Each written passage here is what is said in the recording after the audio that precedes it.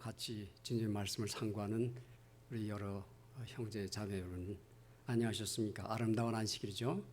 아까 우리 김장로님께서도 말씀하셨지만 정말 날씨도 이제는 가을 날씨가 되고 정말 주님의 사랑이 이렇게 마음에 전해지는 아주 아름다운 계절인 것 같습니다. 제가 오늘 여러분들과 같이 나누고 싶은 말씀은 지혜로운 삶. 좀 너무 제목이 좀 딱딱하죠. 지혜로운 삶. 지혜로운 삶이라는 것이 우리 그리스도인들의 지혜로운 삶이라는 것이 무엇인가? 우리 성경 말씀 먼저 한번 제가 보겠습니다. 잠언 3장 13절 14절에 있는 말씀입니다. 지혜를 얻는 자와 명철을 얻는 자는 복이 있나니 이는 지혜를 얻는 것이 은을 얻는 것보다 낫고 그 일이 정금보다 나음이니라. 여기 사진에 지금 여러 보화가 있습니다. 지혜를 얻는 것이 명철을 얻는 것보다 낫고 또 복을 얻는 것보다 낫다. 근데 우리가 지혜라는 것이 뭡니까? 지혜라고 그러니까 조금 그 제목이 얘기가 좀 힘든 것 같은데 오히려 영어로 얘기하면 wisdom입니다. wisdom, wise, 현명하다는 얘기죠. 그렇죠? 그 다음에 명철이라는 말은 무슨 말입니까? 사실 똑같은 말이에요. 지혜. 명철이라는 것은 잘 이해한다. understanding으로 되어 있습니다. 성경에 보면은. 그 다음에 우리가 있는 그 복이 있다. 복이라는 말은 사실 여기에서 성경에 보면 happiness로 되어 있어요. 그래서 우리가 잘 우리 지혜롭게 생각하고 또 그 다음에 명철 가지고 잘 이해하고 무엇을 잘 이해할 수 있는 건가 하면 행복할 수 있다는 이런 얘기가 되겠습니다. 그래서 이 지혜는 얻는 것이 뭐요? 은이나 정금보다 나음이라.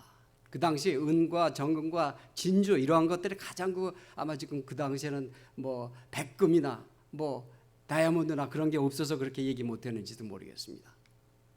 지혜로운 삶이라는 것은 잠언 11장 8장 11절에 보니까 대저 지혜는 뭐보다 진주보다 나음으로 무릇 원하는 것을 여기에 비교할 수 없는 것이라. 상당히 지혜로운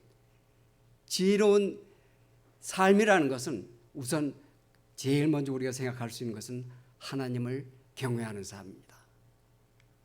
여러분, 아까도 우리가 읽은 그 성경 말씀에도 나오지만 지혜라는 그 말씀을 제일 많이 우리 성경에서 볼 수 있는 예를 들으면 누가 있어요? 솔로몬이 있습니다.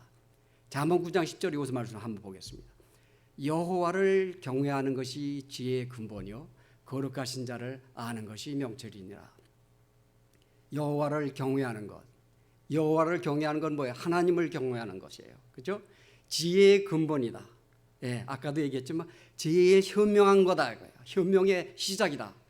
거룩한 자는 누구예요? 여호와입니다. 거룩한 자는 누구예요? 하나님입니다. 하나님을 아는 것이 명철이니라. 그러면은 하나님을 경외한다는 것은 우리가 지난번 공부에서도 얘기했죠. 무슨 얘기입니까? 조물 주신 하나님, 창조 주신 하나님을 두려워하라 그랬습니다. 조물주, 우리가 구원주가 조물주가 되겠죠. 창조주, 우리 많은 사람들이 조물주를 존경하고 순종하려고 하는데 창조주는 그렇게 심각하게 생각하지 않는 그런 사람들이 있습니다. 우리 지혜라고 하면 제일 먼저 솔로몬이 생각나죠. 솔로몬이 자는데 갑자기 하나님께서 내가 너한테 무엇을 주자 하고 얘기했어요. 그때 솔로몬은 무엇을 얘기했습니까? 저는 지혜를 주십시오. 솔로몬은 지혜를 받았어요. 상당히 현명한 거예요. 그렇죠? 이게 왜 현명한가 가만히 생각해 보십시오. 지혜를 얻게 되니까 솔로몬은 모든 문제를 쉽게 풀 수 있고 모든 정치도 쉽게 할 수 있고 아마 솔로몬의 영광과 부귀영화 같이 잘한 왕한 성경상이 없습니다. 솔로몬의 영광. 그러니까 지혜를 얻게 되니까 재물도 또 명예도 모든 것도 다 얻을 수 있게 되는 것입니다. 여기서 솔로몬은 그것뿐만 아니라 하나님을 경배하는 데 있어서도 어땠어요? 아름다운 성전을 만든 것입니다. 여러분, 지혜로운 삶은 이런 것이에요. 제가 짧은 얘기 하나 여러분들 해드리겠습니다. 아버지의 유산, 지혜로운 아버지가 있었어요. 한 번은 아버지가 나이가 많아서 이제 자기가 유산을 주려고 그러는데 아들이 없어요. 어디를 먼 곳을 갔기 때문에. 그래서 아들은 그 얘기를 듣고 아버지가 돌아가셨다는 줄 알고 빨리 아버지가 돌아가시기 전에 내가 가야겠다고 했지만 아들이 집에 왔을 때는 아버지는 돌아가셨어요.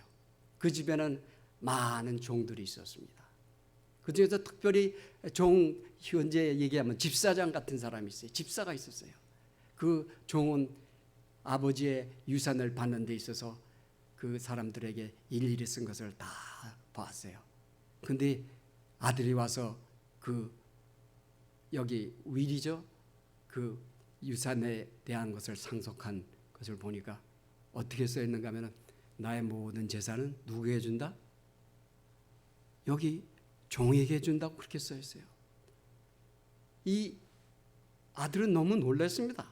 아니 내가 아들이 있는데 어떻게 이 유산을 이 모든 것을 종에게 주는가? 그래서 그걸 가지고 굉장히 실망을 했습니다. 그러나 그것을 가지고 복관을 가서 찾아보고 뭐 했을 때 그 밑에 큰 줄로 쓴 것을 읽지 못했어요.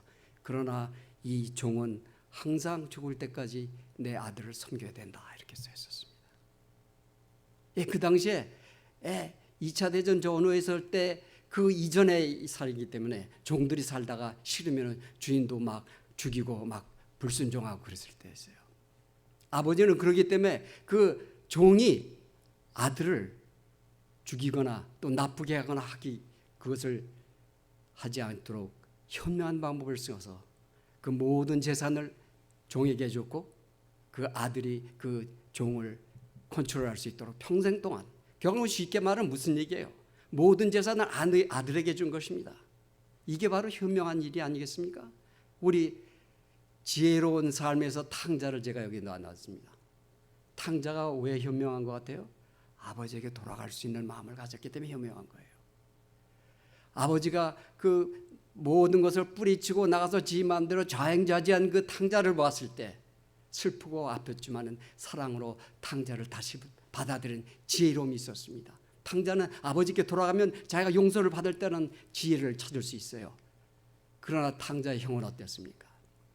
탕자의 형은 집에 와서 보니까 집에 나가서 모든 것을 팔아먹고 나쁜 짓은 다 한 그 탕자가 왔는데 자에게는 작은 양도 하나 잡아주지 않았는데 큰 암소를 잡아가지고서 저렇게 잔치를 하는 거예요. 너무 화가 났어요. 예, 지혜롭지 못한 생각을 한 것입니다. 그때 아버지가 뭐라고 합니까? 지혜로운 아버지는 야, 네 재산이 다 네 거잖아. 내가 너 다 네 건데 그 아들에게 조금 준 것이 그것이 왜 그렇게 문제가 되니? 지혜로운 아버지의 삶입니다. 또 우리들의 삶은 평안한 삶이 되어야 됩니다.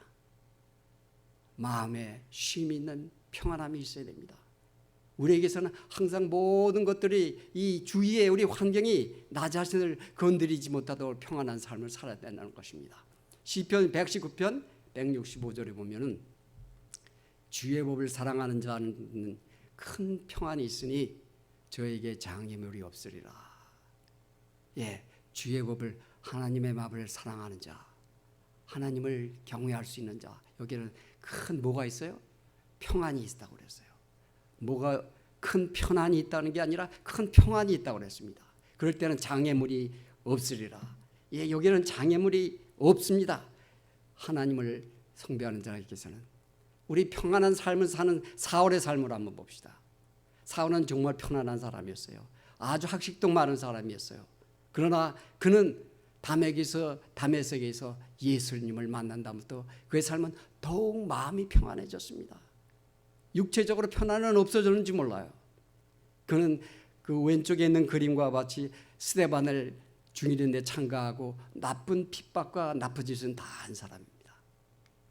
그러나 사도 바울은 로마서 8장 6절에 이렇게 얘기합니다. 육신의 생각은 사망이요 영의 생각은 생명과 평안이니라. 예, 이젠 편안을 버리고 평안을 잡았습니다. 마음의 평안. 내가 감옥에서 이렇게 어려운 일을 당하도 내 마음은 평안하다고 얘기할 수 있는 사람이 된 것입니다. 디모데후서 4장 7절은 내가 선한 싸움을 싸우고 나의 달려갈 길을 마치고 믿음으로 지켰으니 나를 위해서는 의의 면류관이 결과를 아는 사람은, 내가 어떻게 될 것을 아는 사람에게서는 마음의 평안이 있는 것입니다. 육체적으로 편안하지는 못해도 마음의 평안이 있는 것입니다. 평안한 삶이라는 것은 바른 길을 행하는 자는 걸음이 평안하려니와 굽은 길로 행하는 자는 드러나느니라. 우리에게는 두 길이 있어요. 항상 내가 편안한 삶을, 현재 편안한 삶을 살 것인가, 아니면 마음에 영적으로 평안한 마음의 삶을 살 것인가. 우리는 항상 여기에서 매일매일 생활을 다 하고 있지 않습니까? 평안한 삶이라는 것은, 베드로는 어땠습니까?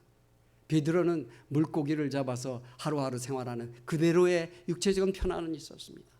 그러나 그가 처음에 예수님을 만나서 예수님에게 쫓아가는 그러한 것을, 모든 것을 바쳤을 때 그의 새로운 모든 것이 마음의 평안으로 바뀌고 마음의 육체적인 편함은 없었을지도 몰라. 그는 예수님을 쫓아간다고 하면서도 여기에 같이 3번이나 예수를 부인했습니다. 예수를 부인하고 예수님에게 쫓아간다는 그 자체가 얼마나 육신적으로 힘들다는 것을 그는 생각했는지도 모르겠습니다. 그러나 예수님께서 질문했을 때 너는 나를 사랑하느냐? 여기 영어에 나온 말, 여러분 보이시는지 안 보이시는지 모르지만 베드로가 예수님께서 3번 물었을 때 굉장히 화가 났다고 그랬습니다. 예, 너는 나를 사랑하느냐? 내 양을 먹여라. 너는 나를 사랑하느냐? 그러면 내 양을 먹여라. 너 나 사랑하니? 아니 예수님 내가 예수님 사랑가 예수님 알면서 왜 그거를 자꾸 그렇게 물으십니까? 그렇지만 베드로는 나중에 예수님을 부인했습니다. 여러분 너무 잘 아시지 않습니까? 나의 마음의 평안보다는 그의 육신적인 편안을 생각하게 됐던 것입니다. 평안한 삶이라는 것은 이사야 38장에 나오는 말씀 보면은 보옵소서 내게 큰 고통을 주신 것은 내게 평안을 주려 하심이라. 여기에 무릎 꿇고 지금 있는 사람은 유다 왕 히스기야 왕입니다. 히스기야 왕이 모든 것을 예수님께 내놓고 주님께 내놓고 그는 이제 내가 죽을 수밖에 없다는 것을, 죽을 병이 걸린 것을 압니다. 그러나 그는 주님께 하고 저 한 조금만 더 살려주십시오. 한 10년만 더 살려주십시오. 그래서 10년을 연장을 하고 시계를 태양 시간을 조금 바꿔서 구원을 받은 것은 여러분 아시죠? 그래서 그가 얘기하는 것이 여기입니다. 보옵소서 내게 큰 고통을 주신 것은 내게 평안을 주려 하심이라. 주께서 나의 영혼을 사랑하사 멸망의 구덩이에서 건지셨고 나의 영혼을 사랑하사 나의 마음의 평안을 주신 것입니다. 나의 영혼을 구원하신 것입니다. 그래서 평안한 삶이라는 것은 육체적인 편안한 것이 아닙니다. 편안한 의자에서 좋은 집에서 잘 쉴 수 있는 이러한 편안함이 우리가 얘기하는 평안한 삶이 아닙니다. 영적인 편안함이라는 것은 하나님 안에 있는 평안함을 얘기하는 것입니다. 그 다음에 우리는 지혜로운 삶은 감동 있는 삶이 되어야 합니다. 우리는 감동 가운데서 살아야 돼요. 저는 사실 이 감동이라는 말을 상당히 좋아하는 사람 중에 하나입니다. 물론 다 좋아하시지만 마음을 움직일 수 있는 삶, 무엇인가 감동 있는 사람은 가슴으로 사랑을 전하고 받는 이러한 삶을 우리가 살아야 됩니다. 저는 매년 연초면은 그 생각을 올해는 어떻게 하가 감동 있는 삶을 살아야지. 내가 자녀들에게, 내가 내 처에게, 내가 교인들에게, 내가 나를 만나는 사람들에게 감동을 줄 수 있는 삶이 뭔가 하면은 모든 것이 참아질 때가 참 많더라고요. 감동 있는 삶은 감동 있는 시간을 우리가 보내야 되는 것입니다. 마음으로 사랑을 나누는 시간들이 돼야 된다는 것입니다. 여기에 시계가 좋은 시계였습니다. 여기 보니까 롤렉스 시계가 있습니다. 좋은 시계를 찬다고 좋은 시간을 보낼 수 있습니까? 좋은 시계를 찬다고 감동의 시간을 보낼 수 있습니까? 여러분이 잘 아시는 분, 이건 오헨리라는 사람. 사실 그 사람의 진짜 이름은 윌리엄 포로입니다. 윌리엄 시드니 포로인데 이 사람이 글을 쓰는 그 예명이라고 그러나요? 그 이름이 오헨리입니다. 오헨리의 유명한 것이 여러분 너무 잘 아시죠? 오헨리는 Gift of Maggie. 보통 우리가 얘기할 때 크리스마스 선물이라고 보통 많이들 아는, 여러분 너무 잘 아는 얘기예요. 지금 부부가 끌어안고 있죠. 이 얘기는 이 사람이 어떤 일이 있었어요. 그 젊은 부부가 하도 사랑을 하고 했는데 크리스마스 때가 되는데 선물 주려니까 돈이 없어요. 너무 가난해가지고. 그래서 어떻게 했습니까? 이 남편은 시계줄이 없는 시계를 가지고 있었어요. 또 부인은 어땠어요? 아름다운 저렇게 사진에 나오는 같이 금발의 그 머리를 가지고 있었습니다. 네. 근데 아무리 돈을 계산해봐도 뭘 사줄 것이 없어요. 그래서 어떻게 생각합니까? 남편은 내가 저 부인을 위해서 아름다운 저 머리핀을 하나 사줘야 되겠다 생각합니다. 또 남편은 내가 돈이 없으니까 내가 팔 수 있는 게 바로 이게 시계줄 없는 이 시계밖에 없구나. 그래서 시계를 팔기로 마음을 걸고 가서 아름다운 핀을 사게 되죠.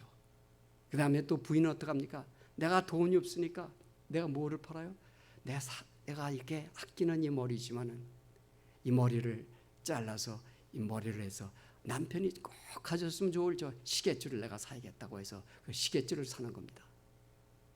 예, 감동의 시기가 된 겁니다.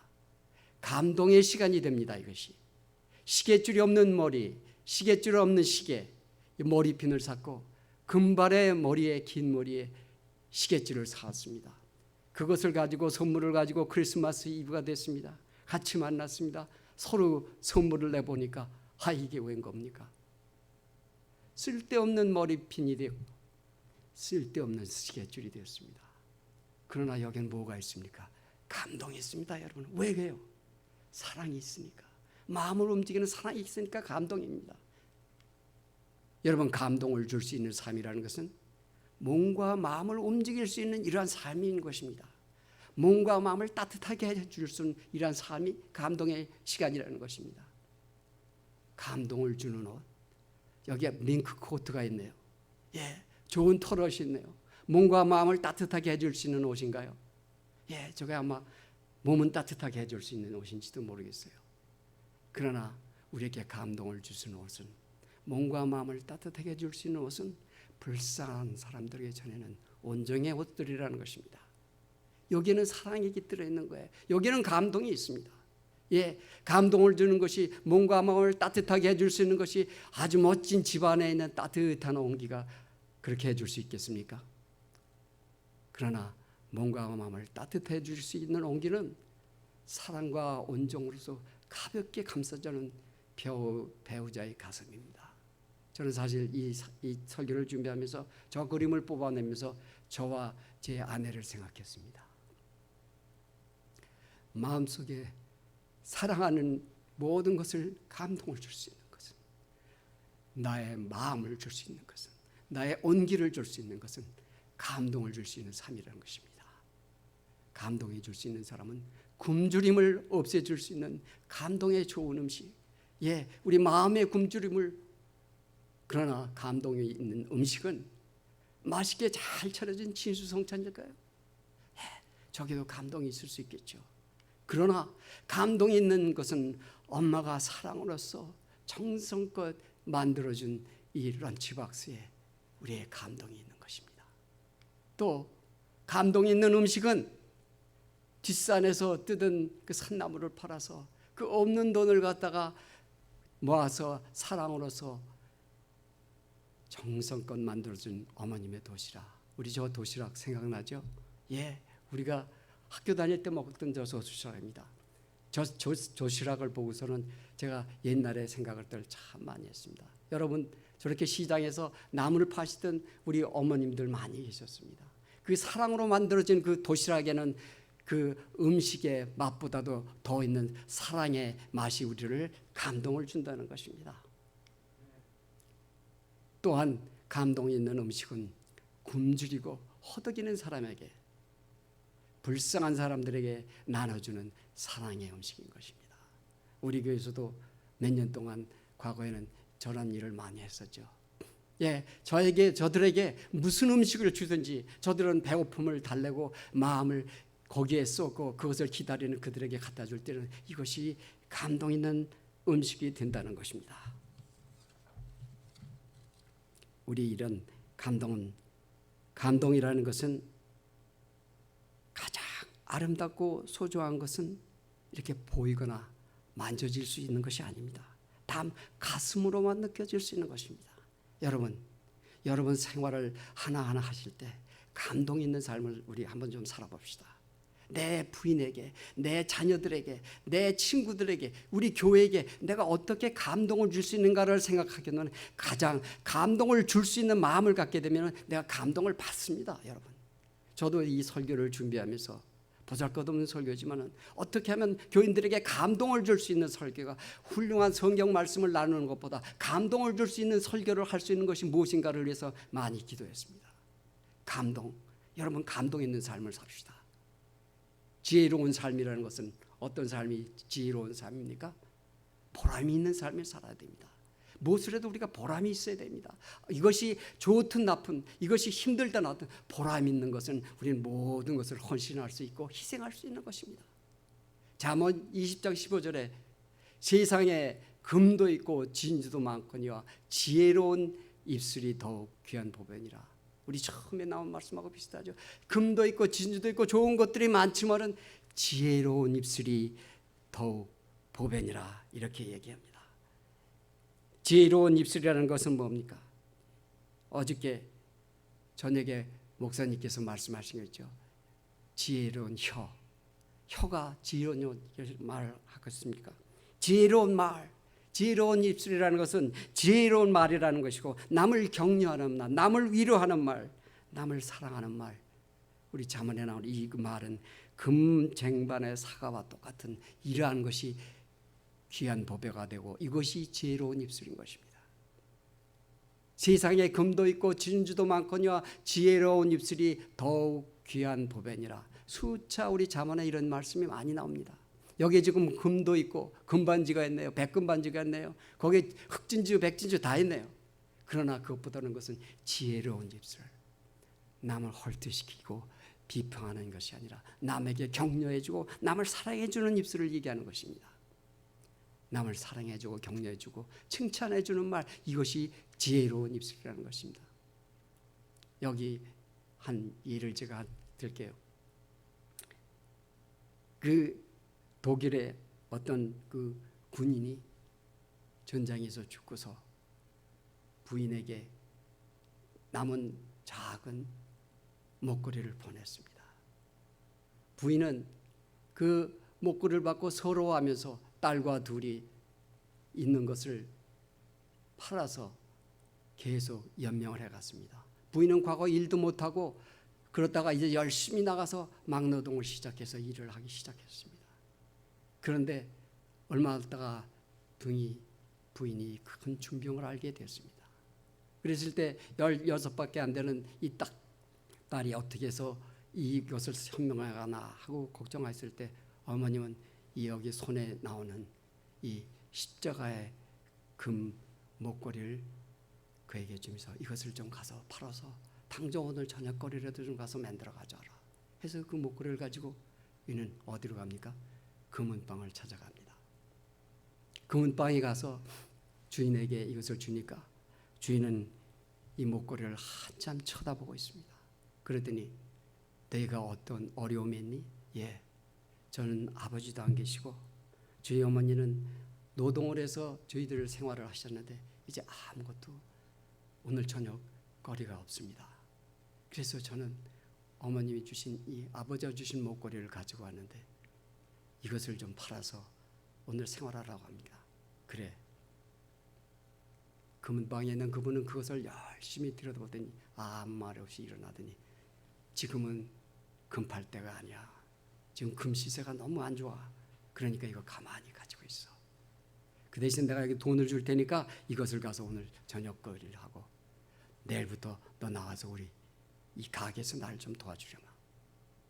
그래서 그렇게 하기로 하고 그 돈을 받아들고 고마운 마음으로 그날 저녁거리를 해서 어머니와 잘 식사를 했어요.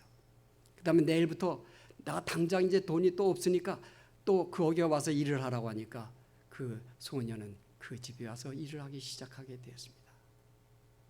그래서 열심히 일하는데 주인은 그 성실하게 일을 하고 하기 때문에 청소부터 시키고 모든 것을 하다가 이제는 금을 어프레이즈하고 금을 잘 관장하는 그러한 여자로 만들어줬어요. 그래서 얼마 후에 이 여자는 금이 다이아몬드가 모든 보석들이 어떻게 그것이 값이 매겨지는지를 잘 알던 그런 상태까지 이르렀습니다. 그때 주인이 오더니 얘야, 너 전에 그 가지고 있던 목걸이 있었지? 그것 좀 가져와라. 지금 금값이 아주 좋단다. 그래서 집에 가서 그 목걸이를 다시 찾았습니다. 그것을 가지고 가려고 하다가 가만히 쳐다보니까 좀 이상한 것 같아요. 그래서 가만히 현미경으로 해서 보고, 현미경인지는 잘 모르겠죠. 인스펙션하는 그 기계에서 잘 보면서 했을 때 이것은 금 도구만 아주 값싼 목걸이였어요. 이거를 왜 그때 이 사람이 나한테 얘기를 해주지 않았지? 그래서 그 다음날 아침에 이 주인 앞에 왔습니다. 주인님, 제가 금목걸이 못 가져왔네. 왜 안 가져왔니? 그거 가져온 지금 금값이 좋은데. 제가 보니까 아주 쓰잘것없는 싸구려 금이더라고요. 네가 그걸 알게 됐니? 그러면 됐어. 내가 만약에 네가 원할 때 내가 이거 금목걸이를 값을 써줬더라면 네가 나를 믿지 않았을 뿐만 아니라 내가 지금과 같이 이렇게 훌륭한 사람이 되지 않았니? 아주 현명한 선물이었습니다. 지혜로운 이 집주인이었습니다. 우리에게 있어서 지혜로운 삶이라는 것은 보람 있는 삶을 살면은 받는 것보다 주는 것에 익숙한 사람이 됩니다. 우리는 베풀 줄 아는 사람이 되어야 되는 것입니다. 여기 여러분이 잘 아시는 앤드류 카네기가 있습니다. 카네기가 뭡니까? 철강의 왕이죠. 돈을 많이 번 사람. 카네기를 여러분 너무 잘 아세요. 카네기는 그 당시 굉장히 부자였습니다. 카네기가 한 말 중에서 아주 중요한 것은 부자로 사는 것이 부끄러운 것이 아니라 부자로 죽는 것이 부끄러운 것이다. 이런 말이 있습니다. 이것은 성경 말씀은 아니지만 너무 참 아름다운 말이에요. 무슨 얘기입니까? 열심히 일해서 잘 사는 건 상당히 축복된 일이고 좋은 일이야. 그렇지만 모든 것을 남을 위해서 희생하고 남을 위해서 모든 것을 쓰고 부자로서 사는 것은 그것은 부끄러운 일이라는 것입니다. 여기에 우리의 보람이 있고 여기에 감동이 있고 우리의 생활에 참 뜻이 여기 있는 것입니다. 이것을 아는 사람에게는 하나님께서 이렇게 축복을 해주시는 겁니다. 보배로운 삶을 살던 사람은, 지혜로운 삶을 사는 사람은 베품에서 느끼는 보람을 잘 아는 사람입니다. 없는 데서 베푸는 사람도 많습니다. 있어서야 주는 것이 그것이 베품이 아닙니다. 그 다음에 지혜로운 삶은 긍정적인 삶을 살아야 하는 것입니다. 우리가 긍정적인 삶을 산다는 것은 정말 평범 속에서도 우리가 기쁨을 찾을 줄 아는 사람이 되어야 됩니다. 우리는 항상 옳지 않은 것과 옳은 것을 따지려고 듭니다. 긍정적인 사람은 오해와 이해를 잘 구분하는 사람이 됩니다. 우리가 긍정적으로 생각하면 긍정적인 일이 항상 생각이 됩니다. 그렇습니다. 여러분 너무 잘한 말이죠.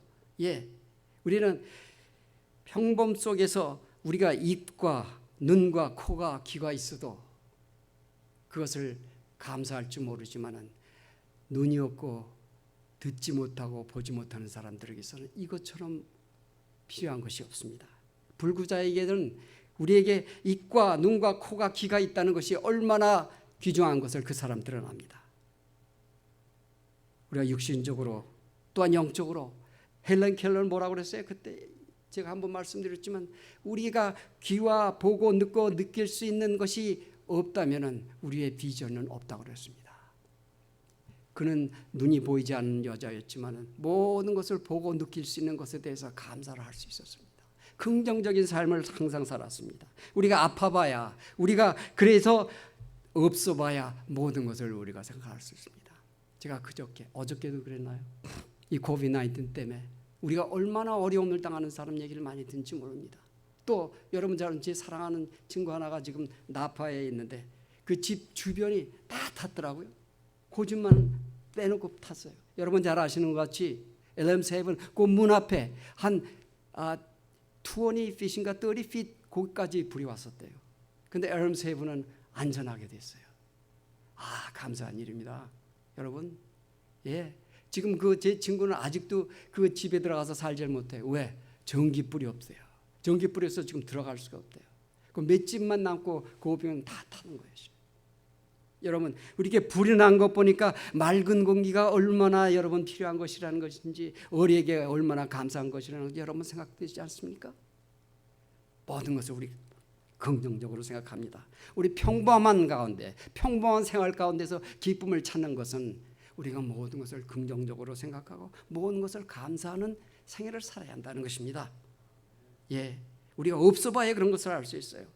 예, 사실 장난감을 가지고 있는 어린아이를 보면은 참 장난감이 얼마나 귀중한 건지 몰라요. 우리 어른들이 보면 그 보잘것없는 거예요. 우리 보통 평범한 생활 가운데서 우리 주변에 있는 모든 것들이 얼마나 귀한 것이라는 것은 우리가 없어봐야 하는 것입니다. 우리의 생활이 믿음으로 사는 사람들의 우리 생활은 항상 감사와 감동이 있어야 되는 것입니다.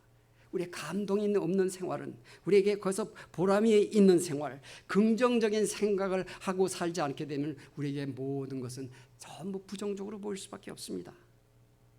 그래서 우리가 뻔한 얘기를 가지고 누가 그런 얘기죠? 뻔한 얘기 가지고 뻔한 얘기로, 뻔하다, 즐거운 얘기로 바꾸라는 것이에요. 예, 우리는 모든 것을 뻔한, 어린애에게 뻔한 얘기, 그 재미없는 얘기를 들어줄 때는, 그러나 그 할아버지에게는 그것이 얼마나 뻔한 얘기입니까? 우리 여기 김정란 육장님이 맞추셨죠?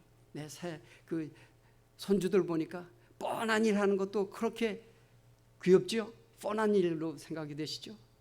우리의 마음 상태는, 내가 사랑을 주고 볼 때는, 내가 감동으로 생각할 때는, 내가 긍정적으로 생각할 때는 모든 것이 이렇게 바뀔 수 있다는 것입니다. 그리스도인 생활은 바로 이렇게 된다는 것입니다. 내 주위 환경이 나를 그렇게 만드는 것이 아닙니다. 그래서 평상시에 작은 것들이 대단한 기적으로 생각이 될 수 있게 되는 것입니다. 매일을 내 인생의 기적의 날로 우리가 만들어야 됩니다. 우리 항상 얘기하지만 지금은 이제 코비라 우리가 직장도 못 가지만 직장 다닐 때 어땠습니까? 예, TGIF, Thanks God It's Friday. Friday 되면 마음이 편했던 거. 왜 마음에 그렇게 긍정적으로 생각해서 그랬습니다. 매일매일 생각을 TGIF로 생각하시기 바랍니다. 우리 긍정적으로 그런 마음으로 세상을 살아야 되겠습니다. 기적은 하늘을 나는 것이 아니라 뭐요? 땅을 혼자 걸을 수 있는 것이다. 예, 다리가 없는 사람은, 또 불구가 된 사람에게는 기적은 하늘을 나는 것이 아니고 걸음을 제대로 걸을 수 있는 것이, 그것이 기적입니다. 제가 등골이 아파 보니까 일어나서 걷지 못할 때, 예, 이 척추가 아파가지고 했을 때 그 생각이 납니다.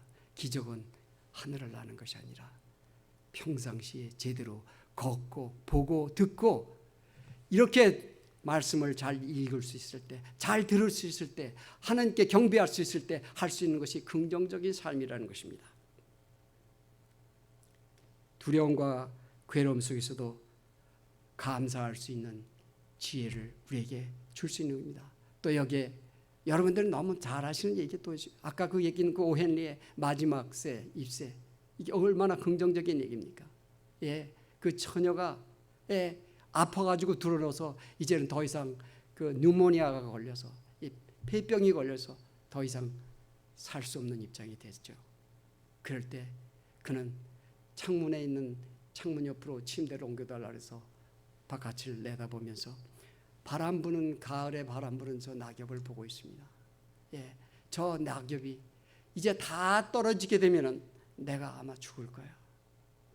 그러나 그 마지막 한 입이 남아서 계속 남아 있었어요. 어떻게 알는지 여러분 잘 아시죠? 거기에 있었던 노인 화가가 가서 그 벽에 담장에 저 그림을 그려놨습니다. 그림을 그려놔서 그 나무와 그 환자 여자가 보는 그 눈에 딱 맞게 해서 버려놨어요. 그러니까 저 낙엽이 떨어지겠습니까? 바람이 불어도 안 떨어져요. 거기에 목숨을 개입되고 있는 이 처녀는 계속 거기에 떨어지지 않은 그 낙엽을 보면서, 아, 내가 아직도 목숨이 살아있구나. 아, 내가 살아야지. 내가 기쁘게 살아야지 하면서 저 낙엽을 보고서 건강이 회복됩니다. 그러나 어떻게 됐습니까? 그것을 그린 화가는 어떻게 됐어요? 감기가 들어가지고 누모니아가 걸렸어요. 폐병이 걸렸어요. 그 노인은 비실비실하다 죽었다는 얘기입니다. 이것이 바로 오헨리가 제일 잘 그려진 그림과 그 소설에서 나오는 두 가지 크리스마스 선물과 오헨리의 마지막 입술. 아마 여러분들은 여러 수차 들었을 겁니다. 제가 오늘 여러분들과 같이 나눈 것, 정말 우리가 두려움과 괴로움 속에서도 감사할 수 있는 지혜를 주신 하나님께 감사드려야 됩니다. 어떻게 할 수 있는가? 내가 어떻게 감사할 수 있는가? 내가 확신이 있을 때는 감사할 수 있습니다. 내가 아무리 서러운 어려운 가운데 있어도, 내가 괴로운 가운데 있어도 내가 앞으로 어떻게 될 거라는 확신을 주시면, 나의 미래의 모든 것을 내가 제일 좋은 걸로 찾아서 주신다는 것은 여러분 확실히 믿을 수 있지 않습니까? 내가 두려운 것은 왜 두려웁니까? 내가 앞으로 어떻게 될 것을 모르기 때문에 두려운 겁니다. 그러나 나에게 확신을 가질 수 있는 것은 나는 구원을 받을 수 있고, 이 지상에 있을 때 예수님께서는 나에게 가장 좋은 것으로 주신다는 믿음으로 기도할 때는 내가 확신을 가질 수 있다는 것입니다. 사랑하는 성도 여러분, 이 온라인으로서 같이 믿음의 생활을 하시길 원하시는 여러 성도 여러분, 우리의 마음 가운데 감동 있는 삶, 모든 것을 긍정적인 삶, 모든 것이 우리 생활 가운데서 보람 있는 이러한 삶을 살아야 되지 않겠습니까? 저는 이 설교를 준비하면서 제가 감동을 받으면서 준비했습니다. 제가 한 글자 한 글자 하면서 어떠한 특별한 성경 말씀의 그 깊이를 다시 한번 생각했습니다. 아내를 보냈을 때 아내를 통해서 받은 인내와 아내를 통해서 받은 사랑과 감사를 제가 많이 느꼈습니다. 우리가 정말 짜증과 미워함과 원망과 비평을 할 때는 이거는 지옥입니다. 이건 지옥입니다. 그러나 사랑하고 감사하고 기쁨으로서 모든 것을 이해하는 사람에게서는 천국이 된다고 했습니다. 아까 우리 육장로님이 과정 공부하시면서도 가르쳤지만 우리 가정의 필요성을 느끼게 됩니다. 가정에서의 천국을 만들려면 사랑과 감사와 기쁨과 이해가 있어야 됩니다. 짜증과 미워함과 원망이 있으면 안 됩니다. 우리 교회가 아름다운 교회가 되려면, 천국이 되려면, 기쁨의 이 보금자리가 되려면 사랑과 감사와 기쁨이 있어야 돼요. 이해가 있어야 됩니다. 행복해서 웃는 것이 아니고 우리가 웃으니까 행복해진다는 말이 있습니다.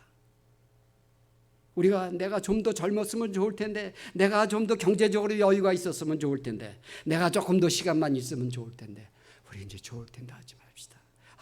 이 나이에 이만큼 건강해지니 감사하네, 다행이네, 내가 먹고 입을 집이 있으니까 참 다행이네, 내가 안식일을 쉴 수 있고 내가 여기 와서 이렇게 예배 드릴 수 있으니까 참 다행이네.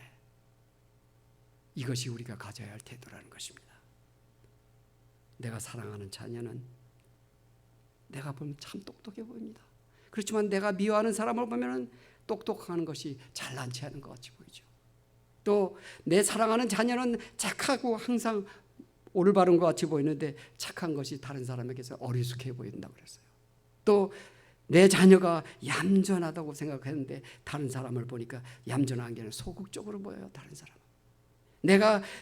내 자녀는 듬직하고 믿음직하고 이렇게 생각하는데 좀 다른 사람의 자녀를 보면 좀 비련해 보이는 것 같아요. 내 자녀는 잘 웃고 참 명랑하다고 생각하는데 다른 사람, 미운 사람의 자녀는 실없다고 생각합니다. 이것이 보는 방향이 얼마나 다르고 긍정적과 부정적인 생각과 이런 것의 차이가 여기 있습니다. 여러분께서 많이 들으셨던 얘기입니다. 저는 오늘 이 설교 말씀을 마치면서 우리 마음 가운데 정말 긍정적인 삶으로 생각하면 잘못된 일도 긍정적으로 바뀌고, 부정적으로 생각하면 잘되던 일도 부정적으로 바뀐다는 것을 꼭 생각하시고, 우리는 왜 제7 안식일 예수 재림교회니까 지혜로운 삶이 어떤 것보다도 어떤 보석보다도 귀한 삶이라는 것을 우리가 느낄 수 있어야 되는 것입니다. 하나님을 경외하는 사람, 육신보다 편안보다 마음의 평안을 추구하는 삶, 매사에 누구에게나 감동을 주고 감동을 받는 삶, 힘들고 부족해도 가치 있고 보람된 일을 사는 삶, 기쁨이나 슬픔이나 어떤 때나 항상 긍정적인 삶을 사셔서 우리 주님께 오실 때 기쁨으로써 우리의 마음과 몸을 드릴 수 있는 그러한 하루하루 생활을 사시는 여러분과 제가 되시기를 간절히 부탁드리면서 제 말씀을 마치겠습니다.